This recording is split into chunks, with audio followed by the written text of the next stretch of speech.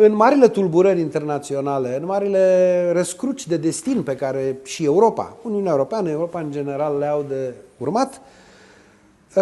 sper că totuși din ce în ce mai mulți oameni, decidenți,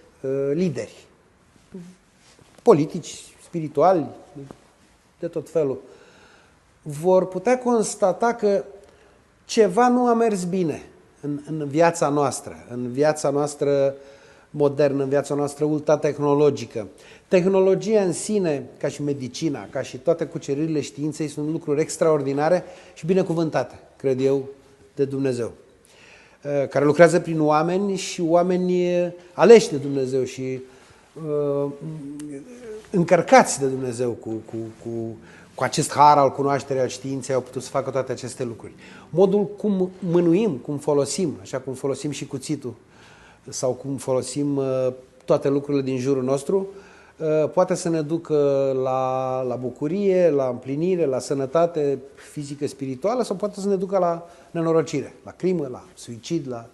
deprimare și la tot fel de alte lucruri. Deci cred că, pe scurt, Occidentul, în general, va redescoperi, chiar dacă mulți oameni din Occident și importanți n-au uitat-o niciodată, dar în general establishmentul politic, mai ales occidental, va redescoperi faptul că fără dimensiunea spirituală, pe care fiecare are libertatea să o aleagă, dar fără perspectiva a ceva ce e mai înalt decât noi și cu care noi trebuie să fim în legătură, că e Dumnezeu pentru noi creștinii, că e știu și eu ce autoritate pentru alții, chiar și în afara religiei poate cineva, dar să